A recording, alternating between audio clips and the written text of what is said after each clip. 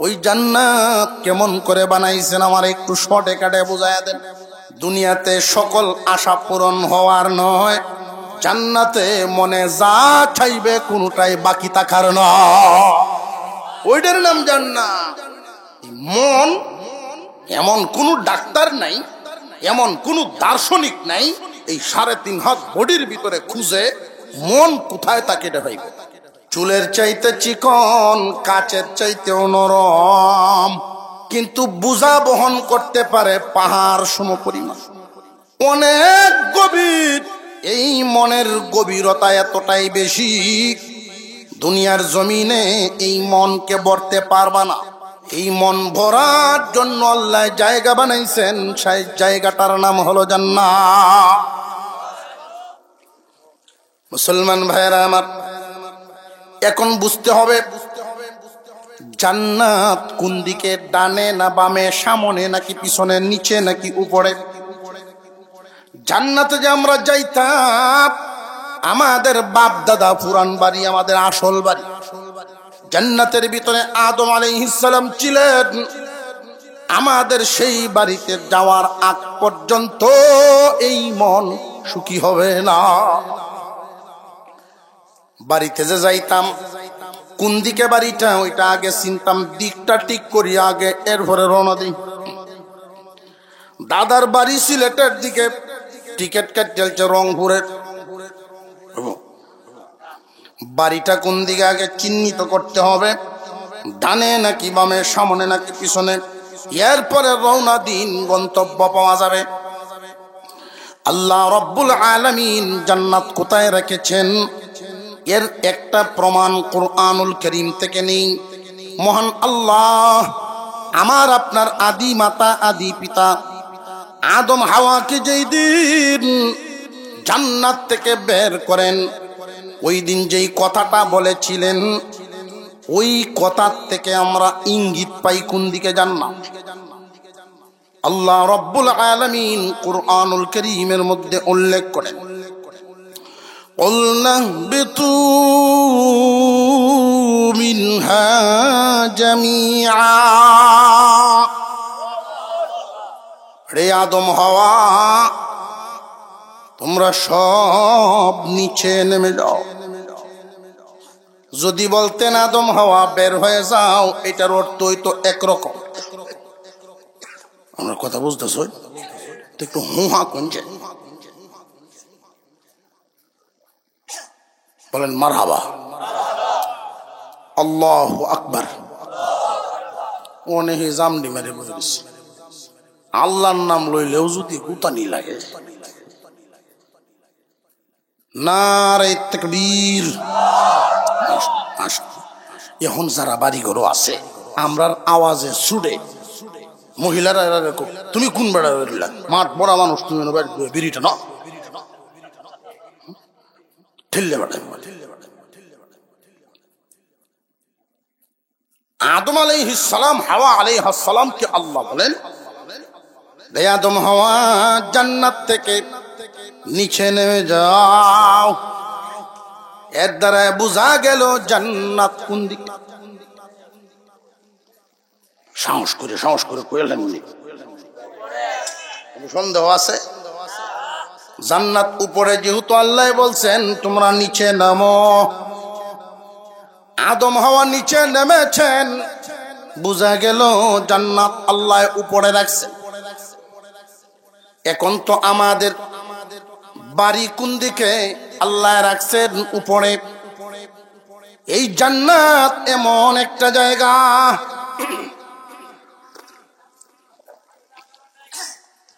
কেউ যদি একবার সেখানে প্রবেশ করে,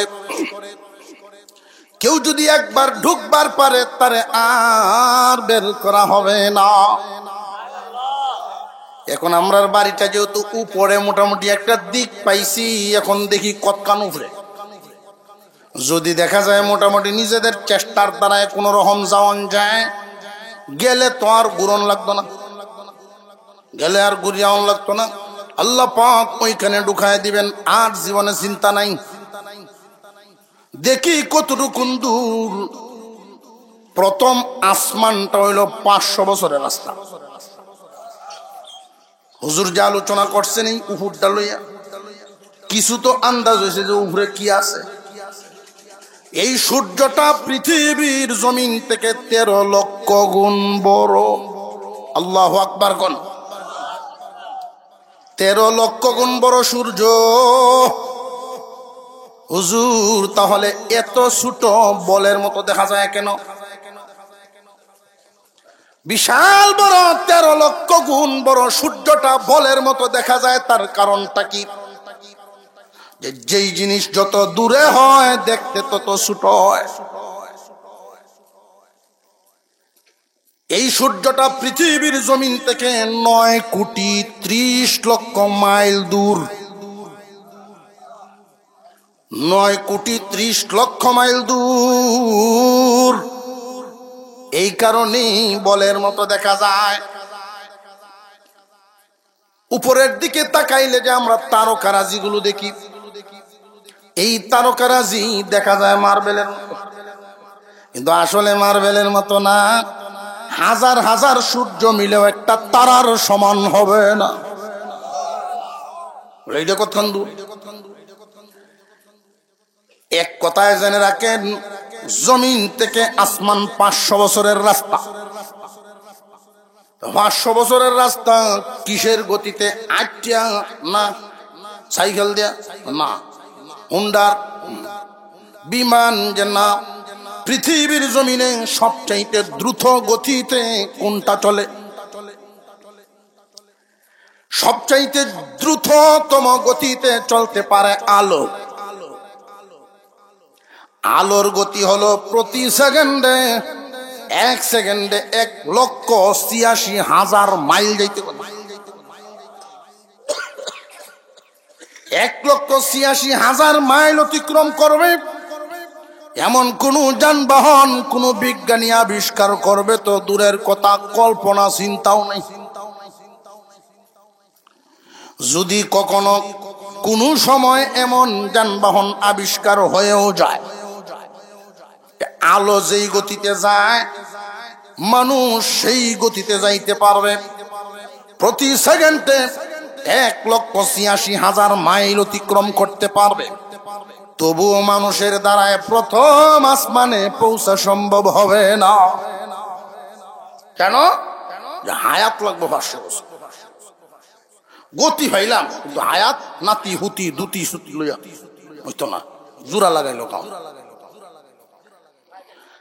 হুজুর আকরাম সাল্লাল্লাহু আলাইহি ওয়াসাল্লাম বলেন, উম্মতেরা রে, আসমান মাথার উপরে যে একটা দেখো, এরকম একটা নয়। আসমান আরো আছে না নাই? জবান খুলে বলেন কয়টা?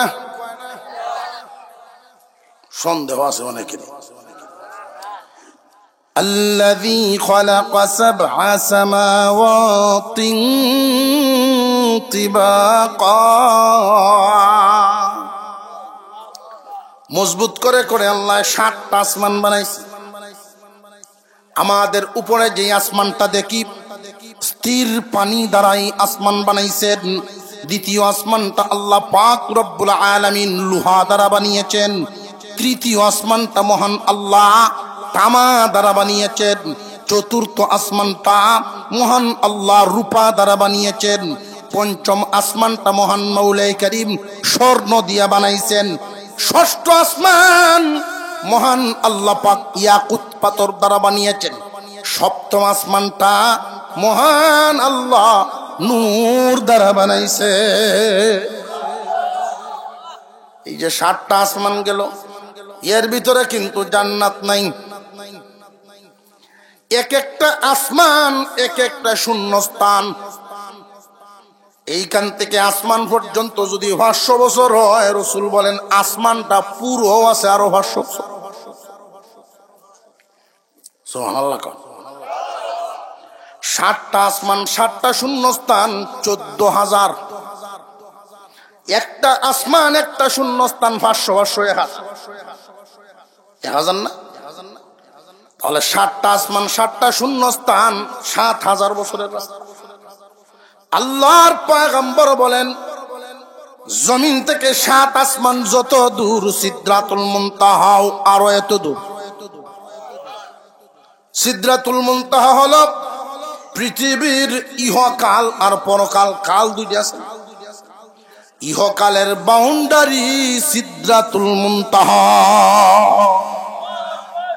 ইহকালের সীমানা সিদরাতুল মুনতাহা, শেষ সীমান্ত। সিদরাতুল মুনতাহা জমিন থেকে সিদরাতুল মুনতাহা 14,000 বছরের রাস্তা। গতি কি? কোন গতিতে? আলোর গতিতে। কোন মানুষের দ্বারা ওইখানে পৌঁছা সম্ভব নেই। দুনিয়ার মানুষের রে আল্লাহ নু আমার আপনার বাড়ি জান্নাত ওই কেন রাখছেন? কোন না, সিদরাতুল মুনতাহার উপরে। সিদরাতুল মুনতাহার কেমনে যাইবা? এত বড় বড়, এত দূরে দূরের আসমান কেমনে যাইবা উসমান? কথা বুঝে আসতেছে? যাওয়ান তো লাগবো, যতদিন জান্নাতে না যাবো সুখী হতে পারবো না। আল্লাহ পাক রব্বুল আলামিন জান্নাত বানাইছেন আমার আপনাকে দেওয়ার জন্যই। আল্লাহর তো নিজে থাকবেন না, আল্লাহর কোনো সন্তানাদি নাই, আল্লাহর কোনো ভাই বোন নাই। এই জান্নাত তো বান্দা বান্দি তোমাদের জন্যই বানানো হয়েছে। বান্দারা রে, তোমরা অনেক নিচে, জান্নাত অনেক উপরে। তোমরা অনেক নিচে, জান্নাত অনেক উপরে। এজন্য আমি আল্লাহ তোমাদেরকে সহজেই যেন উঠাইতে পারি, সহজ একটা ব্যবস্থা অবলম্বন করলাম। উপর থেকে আমি রশি ছাড়লাম, এই রশিটা আমি শক্তও করলাম। নিচ থেকে ধরবা শুধু তুমি, উপর থেকে টান দিয়া উঠাইব। আল্লাহ রব্বুল আলামিন বুঝায় দিলেন, বান্দা বান্দিরা, জান্নাত থেকে দুনিয়া অনেক অনেক দূরত্বের জায়গা। তোমাদের আবিষ্কার, তোমাদের গবেষণা, তোমাদের চেষ্টা, নিজেদের প্রচেষ্টার মাধ্যমে জান্নাতে আসতে পারবা না। আমি আল্লাহর দয়া ছাড়া কেউ জান্নাতে আসতে পারবে না। আল্লাহর রাসূল বলেছেন, আল্লাহর দয়া ছাড়া কেউ জান্নাতে যেতে পারবে না। সাহাবীরা বলেন, ইয়া রাসূলুল্লাহ, আপনিও কি না? আল্লাহর রাসূল বলেন, না, আমিও না। তবে জেনে রাখো, আল্লাহর দয়া হামেশাই আমাকে চতুর্দিক থেকে বেষ্টন করে রাখে। আল্লাহর দয়া ছাড়া জান্নাতে যাওয়া যাবে না। আল্লাহ যে দয়া করলেন, এই দয়াটাই বলেন, ওয়াতাসিমু বিহাবলিল্লাহি জামিআ। রে দুনিয়ার মানুষ, আল্লাহর রশিকে শক্ত করে ধরো। প্রশ্ন করেছিলাম কয়টা? আরো জোরে জোর হয়েছে না? মাঝে মাঝে ইতা করি ঘুম ভাঙানি। 1 নাম্বার হলো আল্লাহর রশিটা কি, 2 নাম্বার রশি ধরার নিয়ম কি, 3 নাম্বার ধরলে পরে লাভ কি। আল্লাহ পাক রব্বুল আলামিন রশি ছেড়েছেন ধরার জন্য। দুনিয়ার জমিনে দেখবেন, কেউ যদি অন্ধকার কুয়ার ভিতরে পড়ে যায়, অনেক গভীরে পড়ছে, এই নিচের মানুষটাকে উপরে উঠাইবার জন্য একটা ব্যবস্থা তো করা লাগবে। এই ব্যবস্থাটা কি? 4টা কাজ। উপর থেকে কিছু ছাড়া লাগবে, যা ছাড়বেন জেনতেন ছাড়লেই তো না, শক্ত দিকে ছাড়তে। নিচ থেকে ধরবে, উপর থেকে টানবে। এই 4 কাজের মাধ্যমে নিচের মানুষ উপরে উঠে। ঠিক না বেঠিক? আল্লাহ পাক রব্বুল আলামিন বলেন, দুনিয়ার মানুষ, জান্নাত অনেক উপরে, তোমরা অনেক নিচে।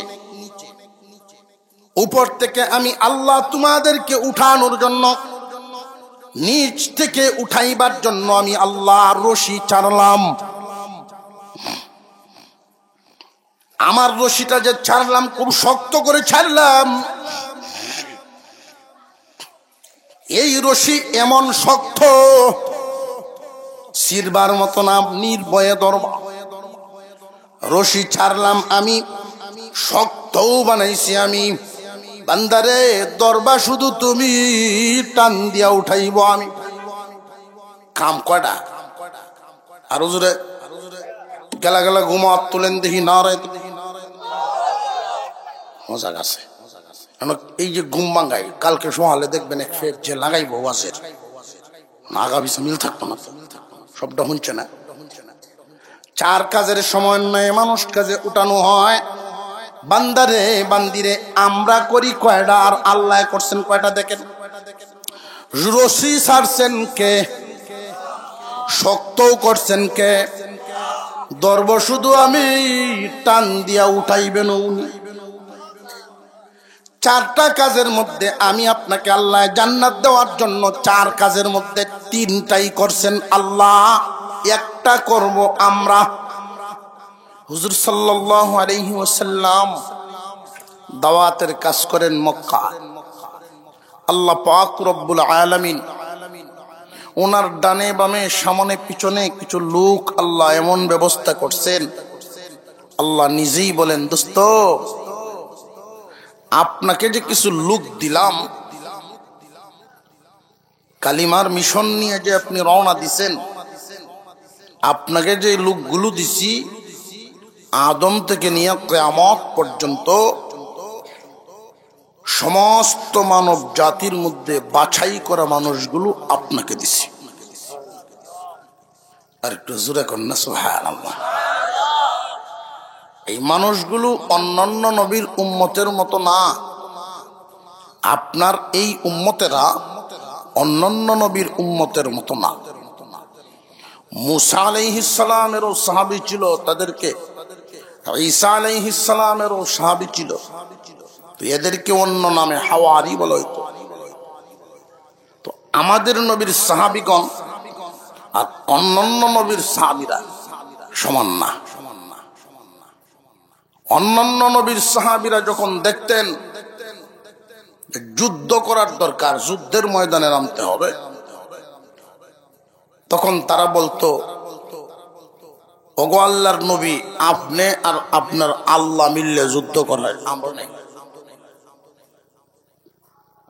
আর আমার আপনার পয়গম্বরের যে সাহাবীরা, তাদের হালত ছিল এমন, আল্লাহর পয়গম্বরের সামনে বুক ধরে দিয়েছেন ঢাল বানায়া। আবু বকর সিদ্দিক রাদিয়াল্লাহু তাআলা আনহু গভীর রজনীতে নবীজিকে সাথে নিয়ে আল্লাহর রাসূলের সাথে যাচ্ছেন মদিনায় হিজরত। আবু বকর একবার ডানে যান, একবার বামে যান, কখনো কখনো সামনে চলে যান, কখনো পিছনে চলে আসেন। হুজুরে আকরাম সাল্লাল্লাহু আলাইহি ওয়াসাল্লাম জিজ্ঞাসা করেন, আবু বকর এমন কেন করছো? কখনো সামনে যাও, কখনো পিছনে যাও, কখনো ডানে বামে যাও।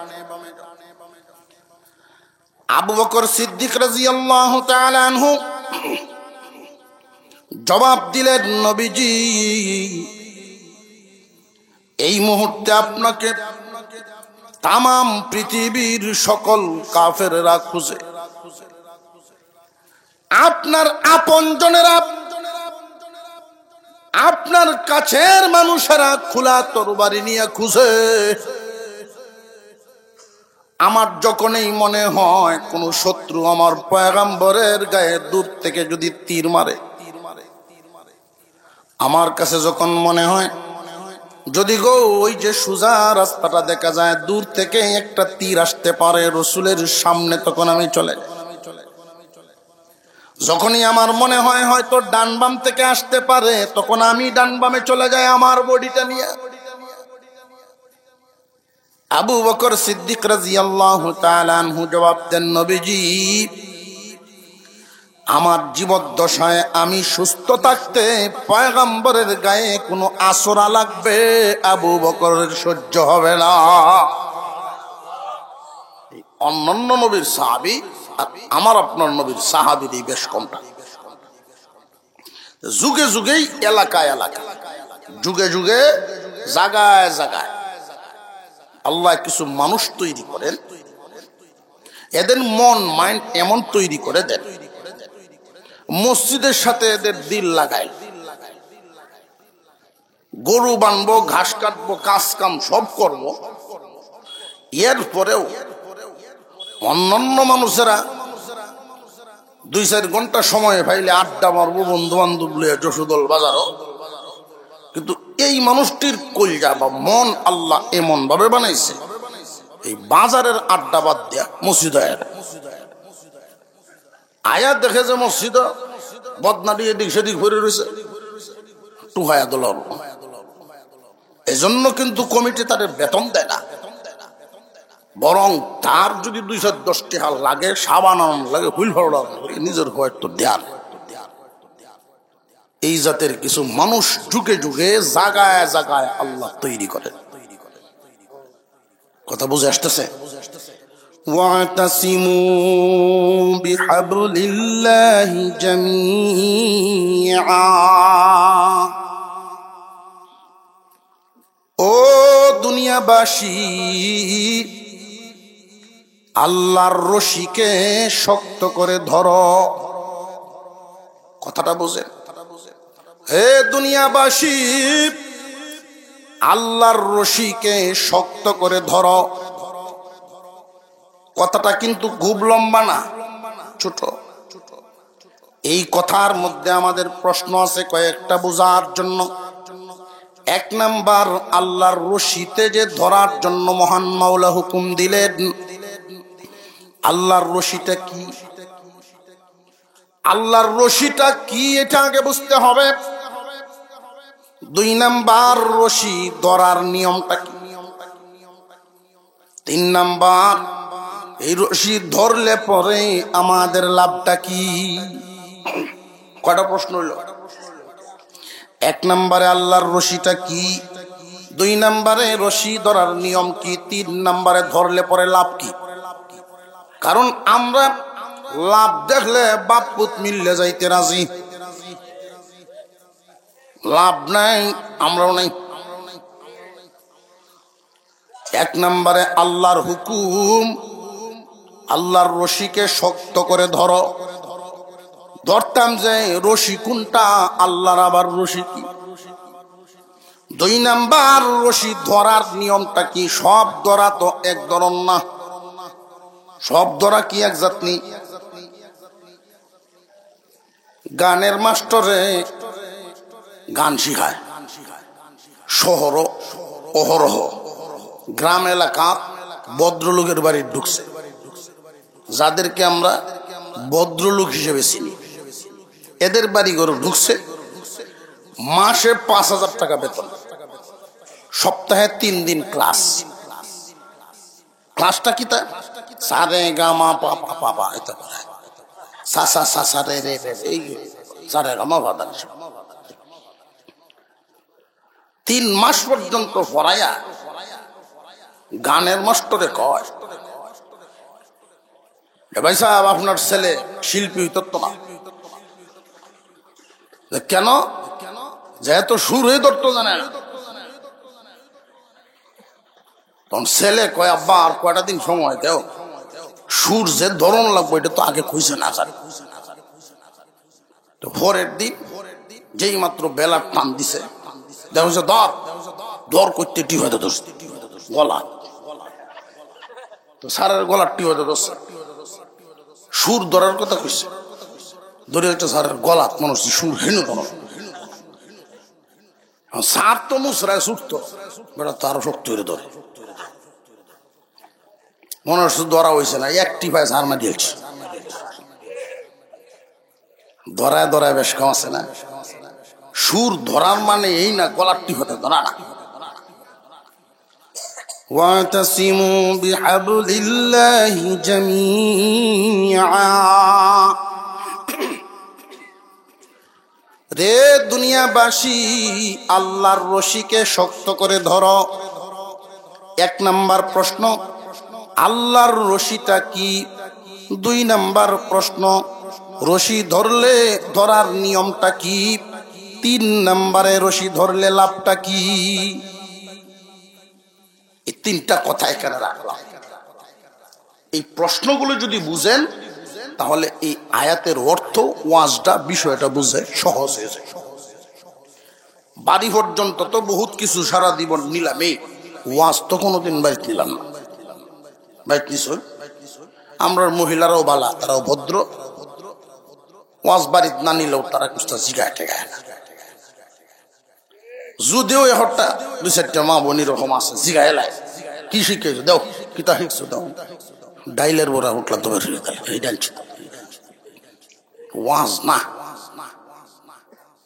আজকের ওয়াজ মুখস্থ হইতো, রাজি আছেন ইনশাল্লাহ? এই যে দুনিয়ার জমিনে আমরা আছি, এই দুনিয়াতে কি চিরদিন থাকবো না চলে যাব? চলে কি যাব না যাচ্ছি? এই যে যাব কইলেই ক্ষেত কিনার নিয়ত হইব, যাব কইলেই গড্ডার একটু শক্ত লাগবে, কারণ যাবো যে দুনিয়ার মায়া মহব্বত জাগা লইতে থাকে। আর যাইতাছি যখন ভিতরে ঢুকাইবে, তখন দুনিয়ার লোভ লালসা আস্তে আস্তে অন্তর থেকে বের হওয়া শুরু। বুঝে আসতেছে কথাগুলো? মুসলমান ইমানদার ভাইরা আমার, আল্লাহ পাক রব্বুল আলামিন আমাদেরকে দুনিয়ার জন্য বানান নাই, আমাদেরকে দুনিয়ার জন্য বানান নাই। এই দুনিয়ার জমিনে আমরা যা কিছু দেখি আর না দেখি, সমস্ত কিছু আল্লাহ বানিয়েছেন আমাদের জন্য। এই পৃথিবীর জমিনে আমরা যা কিছু দেখি আর না দেখি, সমস্ত কিছু আল্লাহ বানিয়েছেন আমাদের জন্য। আর আমাদেরকে বানাইছেন আল্লাহ আখিরাতের জন্য। সেই আখিরাতে কেন যাব? যে আল্লাহ একটা এমন জায়গা আপনার আমার জন্য বানাইছেন, ওই জায়গাতে আল্লাহ আমার আপনাকে নিবেন, আমি আপনাকে ওইখানে নেওয়ার জন্য ওই জায়গাটাকে খুব সুন্দর করে বানাইছেন। জায়গাটার নাম হলো জান্নাত। জায়গাটার নাম কি? জান্নাতে যাওয়ার ইচ্ছা আসেনি? আদম আলাইহিস সালাম থেকে নিয়া কিয়ামত পর্যন্ত প্রত্যেকটা মানুষের নামে আল্লাহ একটা করে জান্নাত বানাইছেন। এমন কোন মানুষ নাই যেই মানুষটার নামে জান্নাত নাই। সুবহানাল্লাহ। না আপনারা মনে মনে ঘুষ হইতেছে, এমন কোন মানুষ নাই সকলের নামে জান্নাত। এটি কিটা কইতেছ? নজর উত্তর হারার অমুক সুদ গায়, হ্যাঁ জান্নাতে করলে। হ্যাঁ না, শুধু আবু জাহেলের নামেও আল্লাহ জান্নাত বানাইছেন, ফেরাউনের নামেও আছে। কিয়ামতের কঠিন ময়দানে, হাসরের মাঠে যখন জান্নাতের টিকিট বন্টন করা হবে, ফেরাউনেও হাত বাড়াবে, আবু জাহেলেও হাত বাড়াবে, সব মানুষ হাত বাড়াবে, সবাইকেই এই টিকিট দেওয়া হবে না। আল্লাহর পক্ষ থেকে ঘোষণা দেওয়া হবে, ইমানের টিকিট জমা দাও, জান্নাতের টিকিট লইয়া যাও। আরো জোরে কন্যা সুবহান। গরম পানি আনলে ভালো হয়, গলায় ঘুষ খায় না দিলে চলে। আর কত আর কত ছিল, এটা হক। মজা করলাম, এটা হক।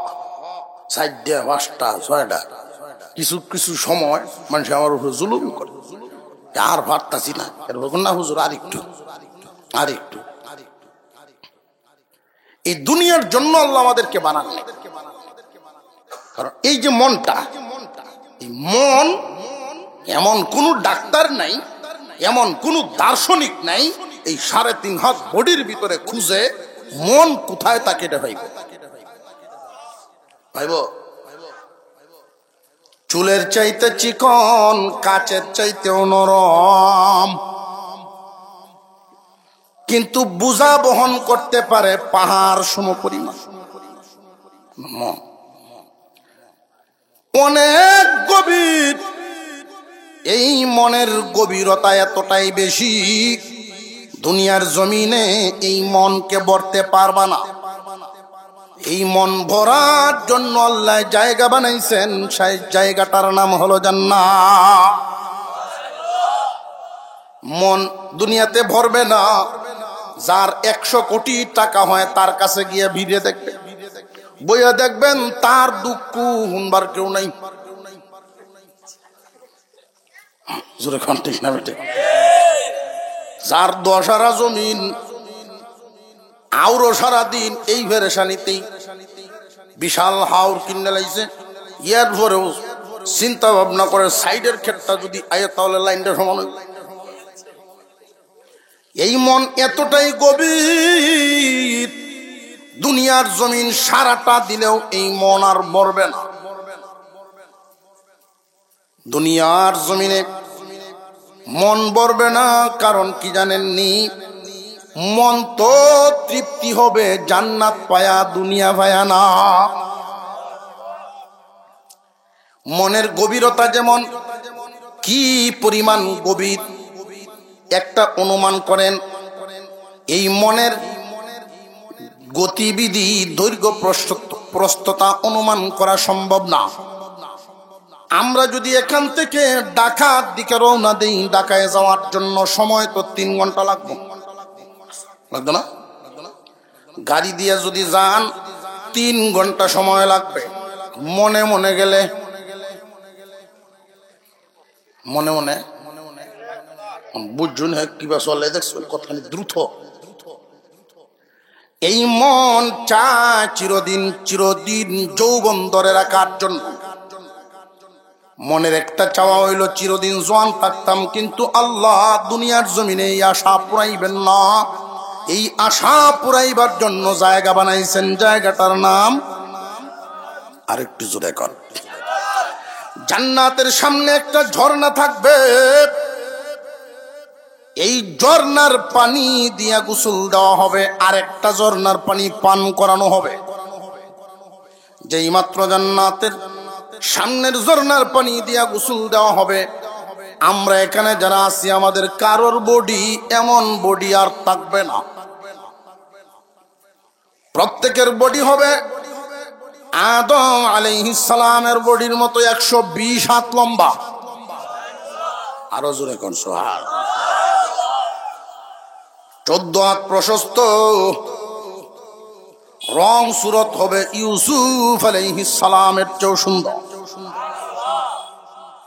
কণ্ঠ দেওয়া হবে রহম ভাঙ্গানা, দাউদ আলাইহিস সালামের কণ্ঠ। সেই কণ্ঠে তিলাওয়াত করার, যেই কণ্ঠে তিলাওয়াত করলে আওয়াজ শোনার পরে উড়ন্ত পাখিরা জমাট বেঁধে বসে যেত। সমুদ্রের মাছ আইসা কিনারে জমা যাইতো কণ্ঠের তিলাওয়াত শোনার জন্য। সেই কণ্ঠ আমি আপনাকে পিছনে সব গুড়ান। পৃথিবীর জমিনে আল্লাহ পাক রব্বুল আলামিন যত নিয়ামত দান করেছেন, জান্নাতের স্যাম্পল শুধু যেমন আমরা দুনিয়ার জমিনে দুধ পান করি কাপ দিয়ে মাফি, প্রতিদিন যদি কিনিয়া খাই, ঘরে গাবি লালন পালন করেও যদি পান করি, 1 গ্লাসের উপরে বাট পরে, 1 গ্লাসের উপরে পরে না। যদি কিরভি নয় তাহলে মাসে খানি ভরে দুধের সাথে দেওয়া হয়।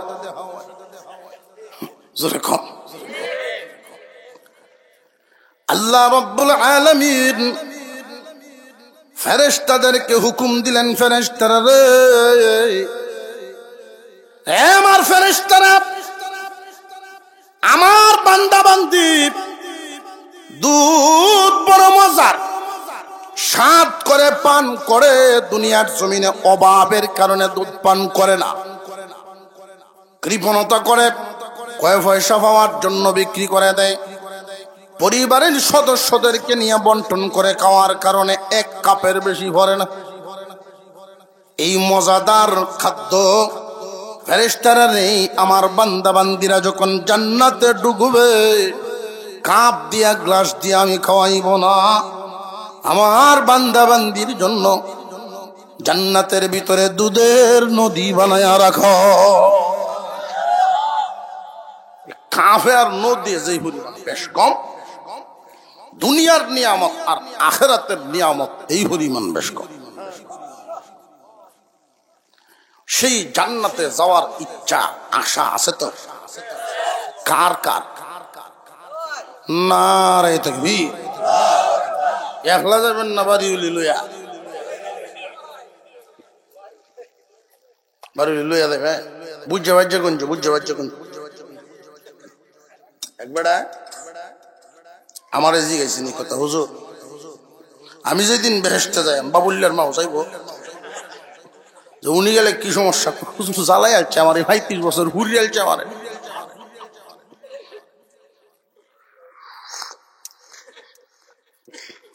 স্বামী স্ত্রী দুজন দুনিয়ার জমিনে যেমন জোড়া, মনের মোহব্বত যদি ঠিক থাকে, একজনের আমল আর একজনের চাইতে একটু কম বেশি হইতে পারে, কিন্তু একবারে যদি বেমাফা হয় যে একজন পাক্কা নামাজি আর একটা সারা বছরেও ঈদের নামাজও যায় না, সে তো হুরা বেশ কম। সামান্য আমলের যদি বেশ কম হয়, দুনিয়াতে স্বামী স্ত্রীর মিল মোহব্বত থাকে, হাসরের মাঠে আল্লাহ পাক স্বামীকে অথবা স্ত্রীকে যখন জান্নাত দিবেন, জান্নাতের সামনেই আল্লাহর সামনে দরখাস্ত জানাবে, প্রভু দুনিয়ার সাথীকে আমার জান্নাতের সাথী বানাও। তখন আল্লাহ তারে মাফ করে জান্নাতের সাথী বানায়। অনেক মহিলারা, মা বোনরা এই অভিযোগ করে, ও হুজুররা আয়াই জান্নাতের আলাপটি আইলে, হুজুর আয়াই খালি আমরা জামাইরা রে হুরের লুপ দেয়, খালি হুরের লুপ দেয়, হুরের আলাপের তারা না। দুনিয়ার অন্য কোন নিয়ামত, জান্নাত যত নিয়ামত আছে সব নিয়ামত সহ্য হয়, তো হুর শুনলে সহ্য হয় না। যে আল্লাহ হুর দিব, আমরা কি দেব? দুনিয়ার তো সেমারাও দেখতে না, মরিয়া লেগে হুরও সহ্য করে। বিশ্বনাথ বইয়া যে শীত আইতেছে সাবধান, হুরের ফেসাল কিন্তু গরু জোর উঠেছে, কঠিন বিপদ হবে।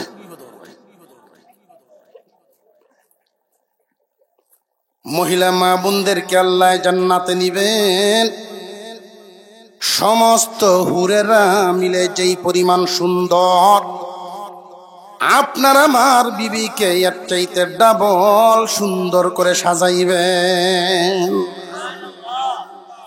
আপনি আমি হব জান্নাতের রাজা,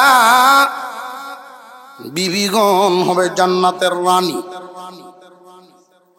আস্তে কোন হেরা হুন্ডাল, আমি আপনি হব জান্নাতের রাজা, তারা হবেন রানী। দুইজন সামনাসামনি বইয়া গল্প করব, কত মধুর আলোচনা। হুজুর কি গল্প? দুনিয়ার তো গল্প করে অভ্যাস নাই, কিন্তু ভাই না করছে। স্বামী স্ত্রী দুইজন যদি স্বামী স্ত্রীতে একসাথে কথাবার্তা বলেন, কুনটুসি করেন, একটু হাসাইলেন, আমোদ ভর্তি করলেন, ঘরের ভিতরে দুইজন মিলে কথা বললেন, মজার মজার গল্প করেন, মহান আল্লাহ খুশি হইয়া মুস্কি মুস্কি আসে।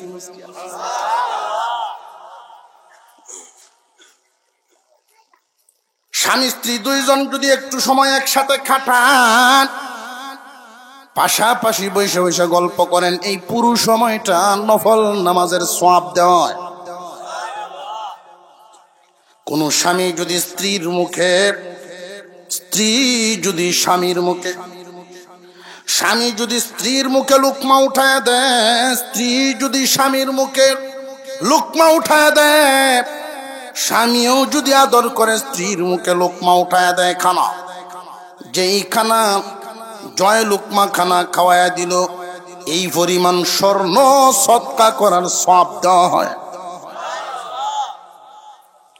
স্বামী স্ত্রীর মহব্বত আল্লাহর কাছে বড় ভালো লাগে, কারণ আদমকে একা বানাইয়া আল্লাহ পাক রব্বুল আলামিন বলেন, প্রিয় আদম বানাইলাম, কেন জানি তার ভিতরে অভাব অভাব লাগে, দিলেন বানায় হাওয়া।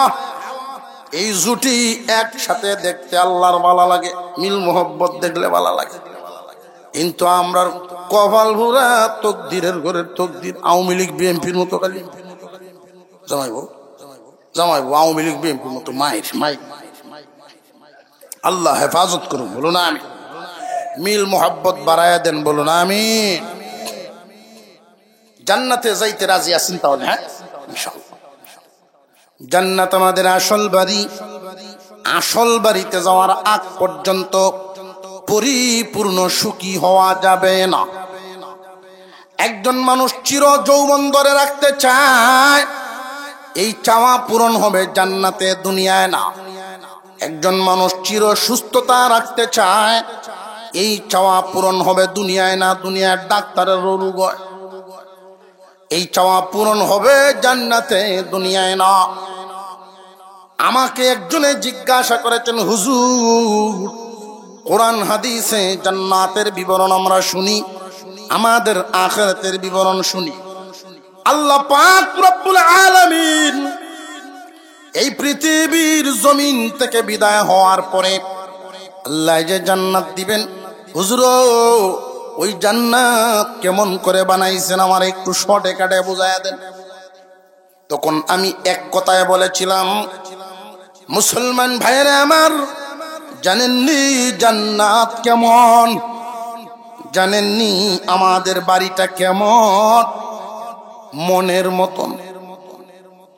জান্নাত কেমন? এক কথায় উত্তর, মনের মতন। দুনিয়ার জমিনে মনের মতো কিছুই নাই।